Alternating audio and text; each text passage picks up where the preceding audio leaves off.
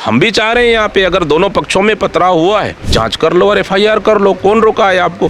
हम तो खुले रूप से कह रहे हैं कि अगर कांग्रेस का कार्यकर्ता ने पत्थर फेंका है, पुलिस वालों को लगा है, एफआईआर कर दो हमारे कार्यकर्ता के ऊपर। बदले की भावना से एक तरफा कार्रवाई उचित नहीं है। हमारा एनएसयूआई के कार्यकर्ता के ऊपर सिर में चोट आई थी, गंभीर चोटें आई थी, लेकिन एक तरफा कार्रवाई हमें मंजूर नहीं है। अपने पक्ष को आप बचा लोगे इसलिए क्योंकि सत्ता सरकार है। अरे तानाशाही बंद करो, बंद करो, बंद करो।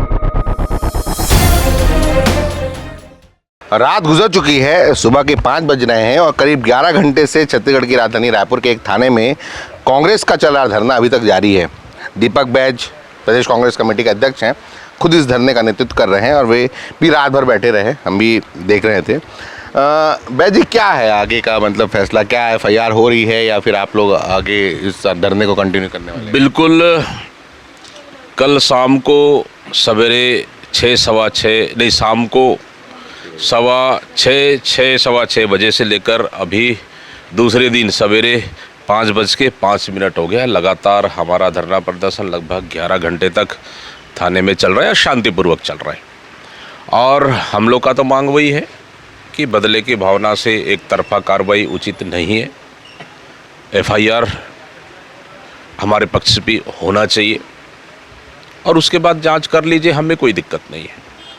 इस बात को लेकर चर्चा चल रही है, 1-2 बार चर्चाएं हुई, लेकिन संभवतः जो हम लोग चाह रहे हैं, हमारी मांगे वो पूरी नहीं हो पा रही है। तो इसलिए हम लोग शांतिपूर्वक धरने पे बैठे हैं और मैं समझता हूँ कि अब तो लगभग 6 बजने की ओर अब जा रहा है, उसे होने वाला है। हाँ, लगभग 12 घंटे होने को है और उजेला भी लगभग होने वाला है। तो इस तरह से हमारा धरना प्रदर्शन शांतिपूर्वक आगे भी जारी रहेगा। पुलिस अफसरों से आपकी लगातार बात हो रही है, उच्च अधिकारी भी आए, अभी भी 2 एसीपी बैठे हुए हैं।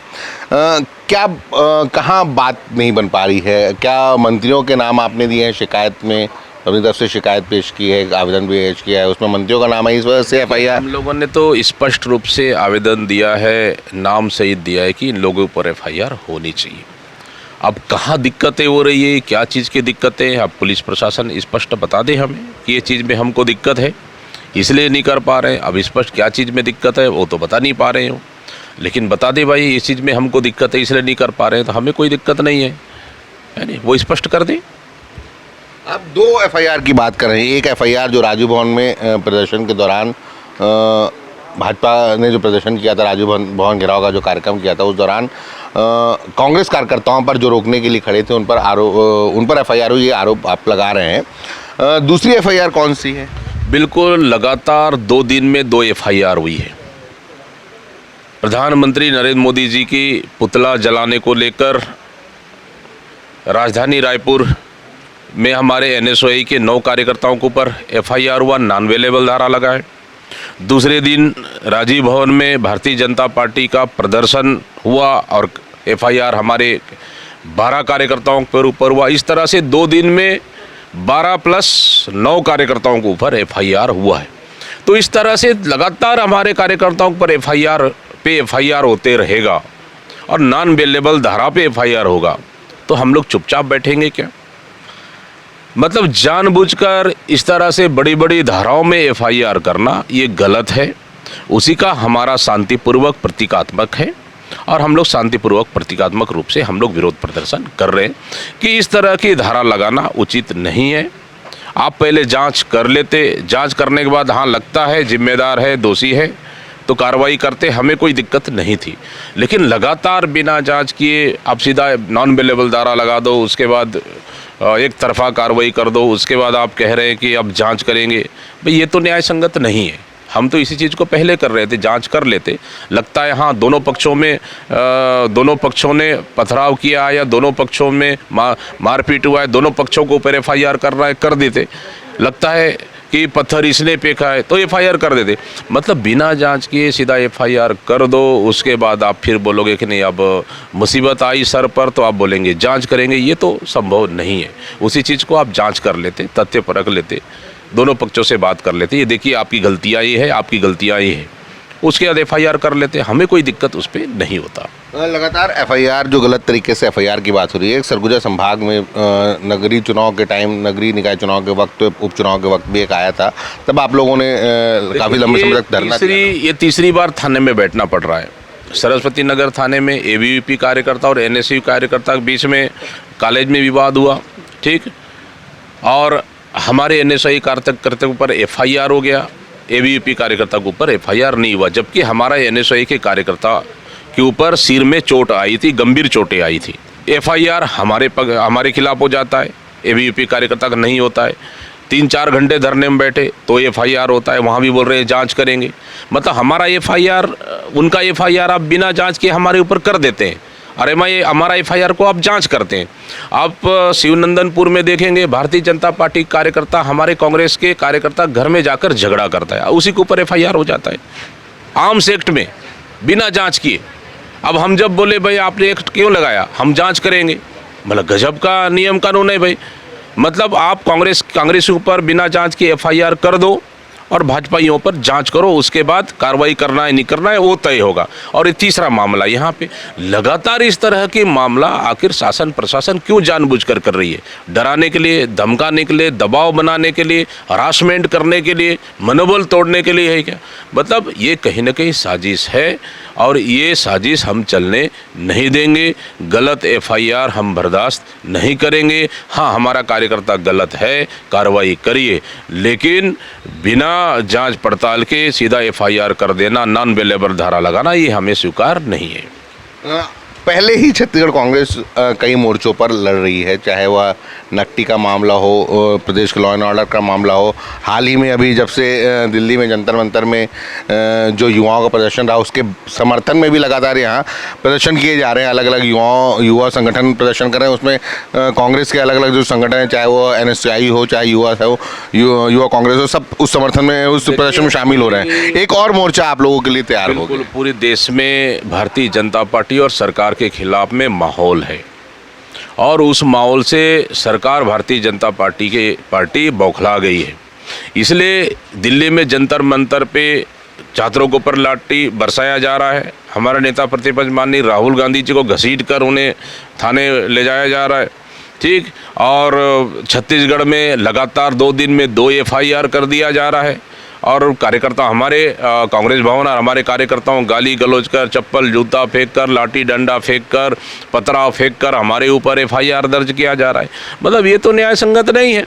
देखिए, लड़ने का अधिकार सबको है, लोकतांत्रिक रूप से लड़ाई लड़ने चाहिए, लेकिन आप सीधा मतलब एक पक्षी कार्रवाई कर दो, ये उचित नहीं है। देखिए, न्याय पाने का अधिकार सबको है, न्याय के लिए लड़ाई लड़ने का अधिकार सबको है, लोकतंत्र में आवाज़ उठाने का अधिकार सबको है। आप लड़िए, लेकिन एक सीमा, एक मर्यादाएं रहना चाहिए। लेकिन पथराव करना, उसके घर में जाके पथराव करो, उसके कार्यालय में जाके पथराव करो, उसके बाद फिर उनके ऊपर ही FIR करो, ये तो न्याय संगत नहीं है।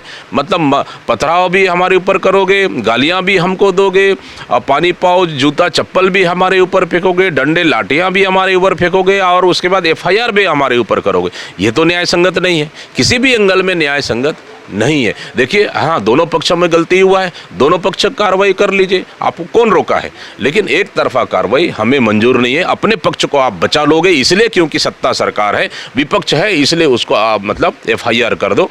ये लोकतंत्र में, ये न्याय व्यवस्था में, ये कहीं पे भी इसके लिए कोई स्थान नहीं है। क्योंकि राजीव भवन में झगड़े, इस तरह के हमले की बात हो रही है, इससे पहले एक बार और भाजपा की तरफ से कोशिश की गई थी, तब प्रदेश में, इस सूबे में कांग्रेस की सरकार थी और उस दौर में भी दोनों पक्षों पर शायद बिल्कुल देखिए, हमारी सरकार भी थी 5 साल।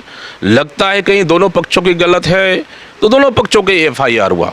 एक पक्ष पे हमारे कार्यकर्ताओं को बचा दो, विपक्षी दल को FIR कर दो, ये कहीं पे नहीं। लगता है दोनों पक्षों में गलत है, दोनों पक्षों के ऊपर FIR हुआ है। हम भी चाह रहे हैं यहाँ पे, अगर दोनों पक्षों में पथराव हुआ है, जांच कर लो और FIR कर लो, कौन रोका है आपको? लेकिन एक तरफा आप कांग्रेस के कार्यकर्ताओं को और FIR कर दोगे, ये हमको मंजूर नहीं है। ये मान सकते हैं लड़ाई लंबी चलने वाली है। अब देखो, हम तो चाह रहे हैं कि बातचीत के रास्ते समाधान निकाले, FIR कर दीजिए, हम तो चाह रहे हैं। देखिए, यहाँ बैठना और यहाँ पे बैठने का हमको शौक नहीं है। लेकिन न्याय की लड़ाई के लिए जिस थाना में एफआईआर है वहाँ तो न्याय मांगने हम जाएंगे, हम तो न्याय मांगने आए हैं, हम तो न्याय मांगना हमारा हक है, हम तो न्याय मांगने आए हैं और न्याय मांग के रहेंगे हम लोग। समाधान हो जाए, हमें कोई दिक्कत नहीं है, बस बातचीत का रास्ता खुला हुआ है। हम तो न्याय चाह रहे हैं, एफआईआर करो उस पक्ष के ऊपर जिसने पत्थर फेंका है, एफआईआर करो, जांच कर लीजिए कि ये पत्थर किसका है जो पुलिस वालों के ऊपर लगा है। हम तैयार हैं उसके लिए। हम तो खुले रूप से कह रहे हैं कि अगर कांग्रेस का कार्यकर्ता ने पत्थर फेंका है, पुलिस वालों को लगा है, एफआईआर कर दो हमारे कार्यकर्ता के ऊपर। लेकिन भारतीय जनता पार्टी ने तो पत्थर बरसाए हैं, एक या दो पत्थर नहीं फेंके, उन्होंने पत्थर बरसाए हैं। क्या उनका पत्थर अगर पुलिस वालों को लगा तो भी एफआईआर हमारे लोगों को करोगे? ये तो उचित नहीं है। अनशन और भूख हड़ताल की बात चल रही थी, आपने भी बात देखिए आज तो अभी लगभग आज दिन तो अभी सवेरे 12 घंटे हो गए, अभी तो सवेरे होने जा रहा है, लगभग 12 बजे आसपास तय करेंगे फिर ये अगला स्टेप हमारा क्या रहेगा। खमाड़ी थाने में 12 घंटे होने को आए हैं इस धरना प्रदर्शन को। इस जो कांग्रेस कार्यकर्ताओं नेताओं करीब 12 लोगों के खिलाफ जो नामजद एफआईआर दर्ज हुई है उसको लेकर दीपक बैज काफ़ी नाराज़ हैं। और जब से उन्हें यह खबर लगी उसके बाद से वे जब से जगदलपुर से पहुंचे हैं, पहले उन्होंने प्रेस कॉन्फ्रेंस की राजीव भवन में और फिर उसके बाद खमाड़ी थाने पहुंचे हैं और तब से एफआईआर की मांग पर अड़े हैं कि भाजपा के जो मंत्री, भाजपा सरकार के जो मंत्री उस दौरान कांग्रेस भवन के पास जो राजीव भवन घेराव का जो कार्यक्रम था वहाँ जो मंत्री पहुँचे थे उनके खिलाफ एफआईआर करें और जो भी नेता थे उन सबके खिलाफ एफआईआर करें और दोनों ही पक्षों के खिलाफ बराबर की कार्रवाई करें। फिलहाल खमाड़ी थाने में जो ये धरना चल रहा है इसे कंटिन्यू करने के लिए कहा गया है कि जब तक एफआईआर नहीं होगी ये धरना चालू रहेगा। 12 बजे रणनीति तय होगी कि आगे क्या किया जाएगा, या भूख हड़ताल शुरू की जाएगी या अनशन किया जाएगा, उसको लेकर फैसला 12 बजे दोपहर को होगा। लेकिन फ़िलहाल अभी 12 घंटे होने को आए हैं और यह धरना चल रहा है और अभी जो संकेत मिले हैं दीपक बैज से बातचीत में वो धरना कंटिन्यू जारी रहेगा। कैमरे मेरे साथ यासिन मेमन है, मैं दानिश अनवर। और यह वीडियो आपको कैसी लगी कमेंट में ज़रूर बताइएगा। वीडियो को लाइक कीजिएगा, शेयर कीजिएगा और चैनल को सब्सक्राइब भी ज़रूर कीजिएगा। धन्यवाद। फिर मिलेंगे किसी नए वीडियो में।